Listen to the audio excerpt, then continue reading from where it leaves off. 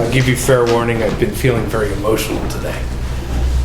So I don't know what's going to happen with this. We'll work on it. So as you guys know, we're doing the postcard talks. And this is week 6, something like that. And this week's talk title is God Should Back You Up, Not Into a Corner. If you don't have one, take one. It's true. There's a couple of things about that statement in itself that I'm going to take issue with. See, God should not do anything. God's already done everything. It's been done. It's always been done. It's going to be done. It's done. Everything has been given. So God doesn't have to do anything. What that comes from is this idea that there's only a unity of life. And we as individual forms of that, as people, often have the arrogance to believe that we understand the totality of some situation.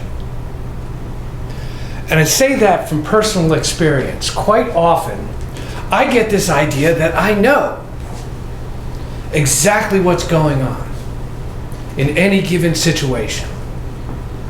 Yet it's a very limited understanding of what it is that I know. For instance, I don't know what the biological process that's happening in each one of you is right now. But I believe I know you're all here.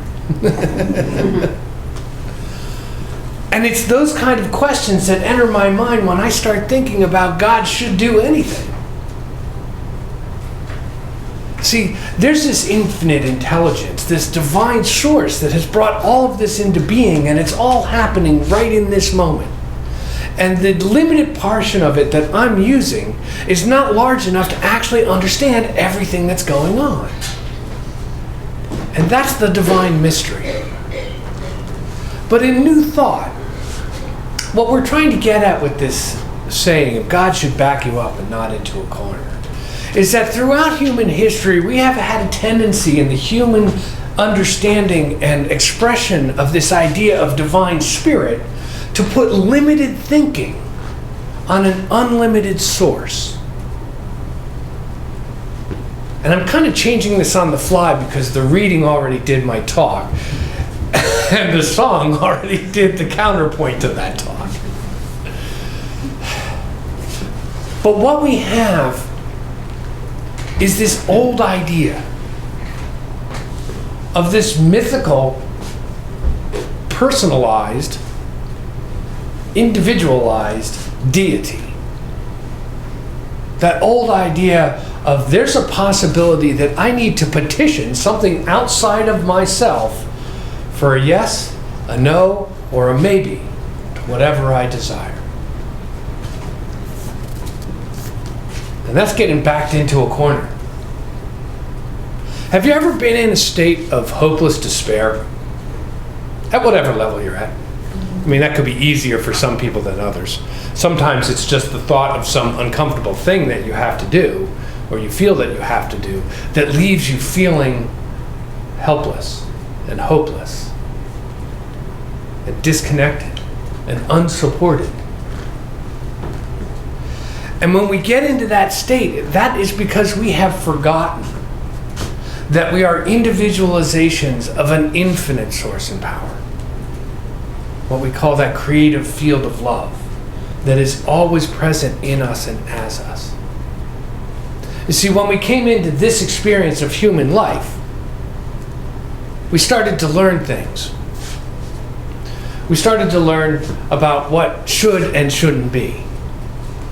We were told by our parents, by the society, by our friends, by our teachers, by our experience, that this should be and that should not be. And in that gathering of experiences, one of the biggest experiences that we gather to our soul is fear. And that fear generates all sorts of disconnected feelings and scared responses to life. And then we're told that we're being judged for our actions by some long-bearded guy generally Caucasian, on a cloud somewhere pointing fingers at you, or at least that's one idea or interpretation of what, God is. And so we've developed this little self-analysis, or this little judge in ourselves that is our moderator for what should and shouldn't happen. Anybody got that voice in their head? Yeah. One that says, you shouldn't have done that. Or if you do that, something bad's going to happen. Or whatever the self-criticism it is. Or do you remember that 42 years ago when you screwed that up? Let's remember it again. And let's beat ourselves up for it again.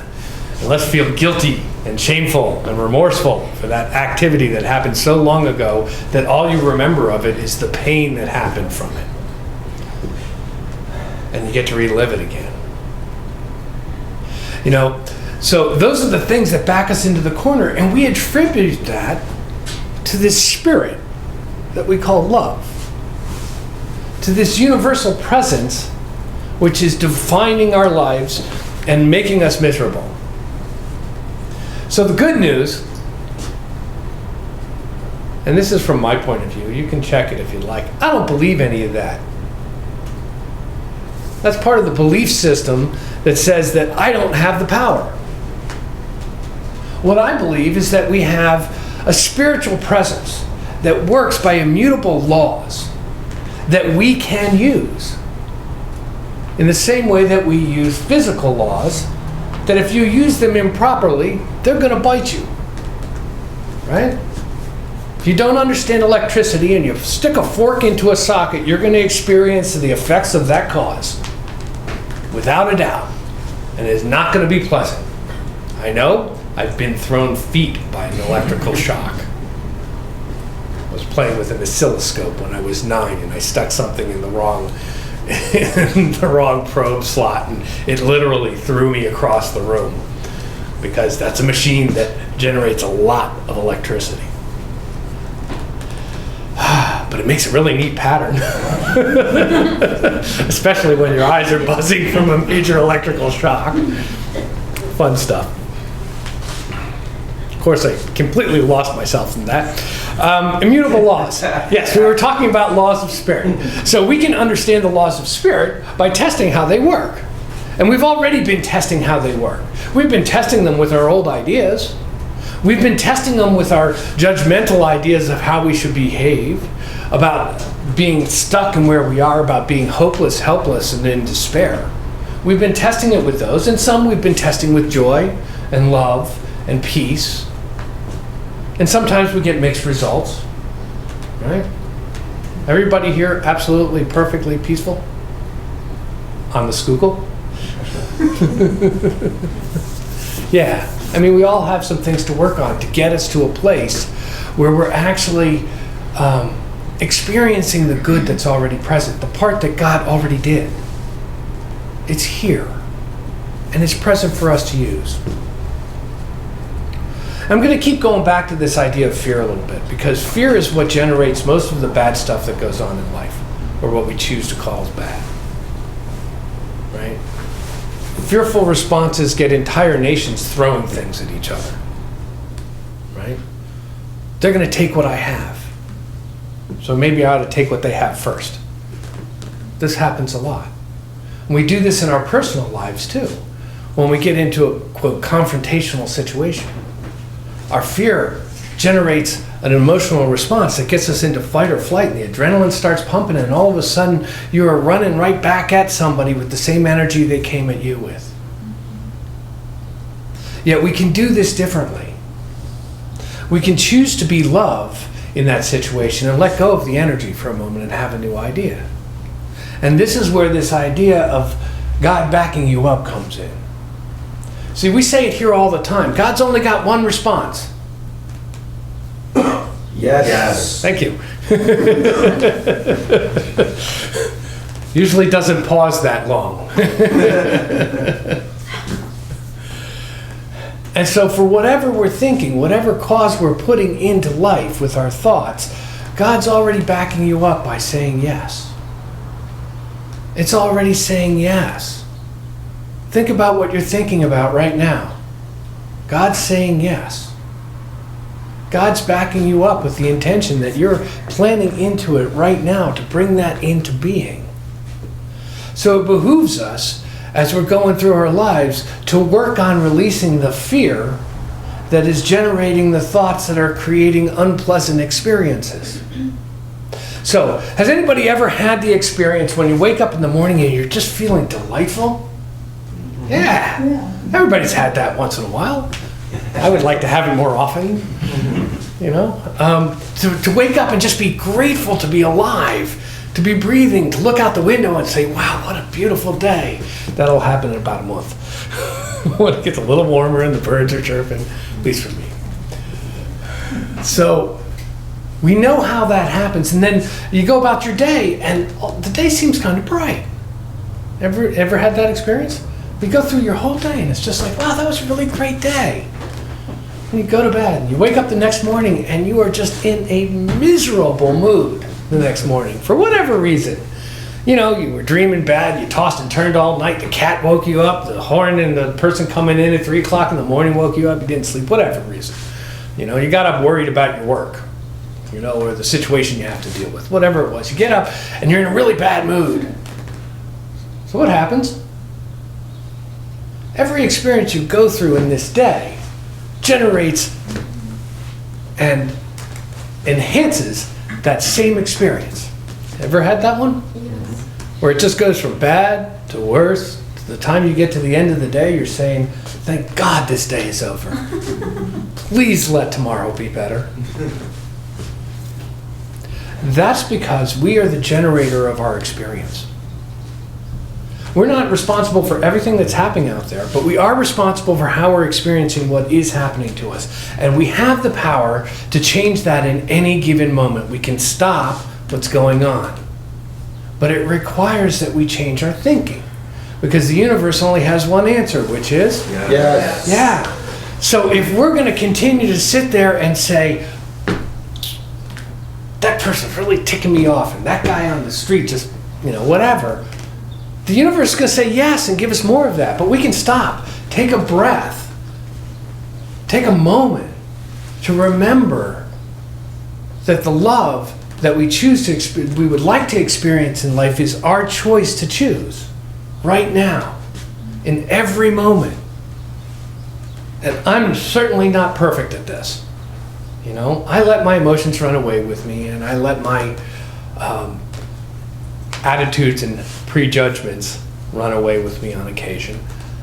And I get to suffer the consequences.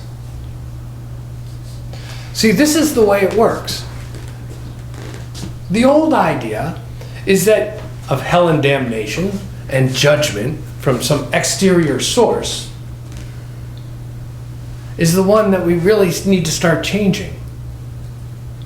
Because that idea is leaving us with no power, without a realization of how things work. It's effectively sticking a fork into the socket and expecting not to get shocked. If you understand the way your life works, that your thoughts are the primary cause of your experience, and that the universe or spirit or that thing we call God is only using one response, yes, then we can stop and change our thoughts to have a better experience. See, God is backing you up. God is always there, ready to say yes to whatever you want to do and experience in life. If you want to experience fear, you're more than welcome to. Because as I said in the beginning, God's already done all the work. It's been done, it's been given. It's here. If that's what you choose to experience, you can experience that. Nobody's stopping you, unfortunately. If you want to experience love, if you want to experience freedom, harmony, peace, joy, prosperity, then we have to start by making the request of ourselves and the power which indwells us. And the way we do that in New Thought is not actually to beg or petition, but to claim. To claim our good now. to bring that into our consciousness as the idea that is starting the ball rolling down the hill for the result to come into our lives. So when I'm feeling, miserable, because I woke up on the wrong side of the bed or whatever that was, and I'm standing there in the car, on the street, at work, just letting that generate, I have to stop and say, I want love. So I am love. I experience peace today. I experience the joy of recognizing the spiritual truth of each person I encounter. When we start that way, God has one response. Yes, sir. Yes. And so we experience more love and more joy and more peace and more harmony and more prosperity when we claim that this is what we're experiencing. Has anybody had that experience? Yes. Yeah. I get to remember that all the time. It's even more fun when you go to work as a minister. And you're sitting there going, why am I doing this? I know better than this.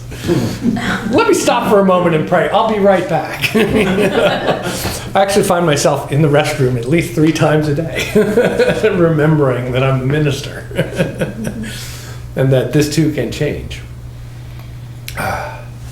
So that's the first part of it, is to ask and claim from ourselves the good that we wish to experience. You guys always listen to yourself? No.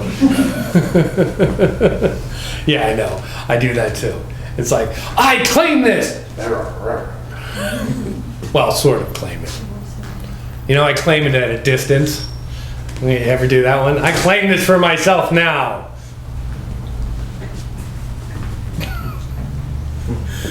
Shoo, right by. I'll take it back. See, part of the problem that we face when we let fear drive our lives is that we are not worthy of the good that we say we're claiming. Because this doesn't happen just because you say it happens because you believe it happens. And the net effect is that to bring your belief into, this is indeed mine now, so that we experience that. So we have to go a little bit beyond what you normally do to just say something. We have to get into a mind frame where we're understanding our connection as an individual expression of a divine source right here and now. And when we bring that out of ourselves, we get to experience this quicker. Sometimes slowly, sometimes quickly. As we open to it, it becomes present in our lives and in our consciousness and in our awareness as a truth in our being when we accept it. So the other part is ask and then listen. Listen to your inner self, to what's blocking you from receiving this. So because if you don't identify that part of yourself that's blocking you from accepting this good, then that good is going to be that much farther away. So if you're in an agitated situation, for instance, at work, and you say, I need to be peaceful. Dang it. Perhaps identifying what peace is to you first and taking a breath and becoming peaceful is the way to be peaceful and to bring that into our lives. That's how we change our thinking. I'm going to suggest this and then I'll be quiet. Practical prayer works. Practical prayer is a movement in our own thinking to go from one place to a new place. To let go of the old ideas of fear and judgment and recrimination to one of love and peace and hope at the depths of our soul that allow us to experience the joy and peace and harmony and prosperity that we would like to experience in life. So I invite you to remember that God backs you up every single moment, always, by saying yes. Yes. And so it is.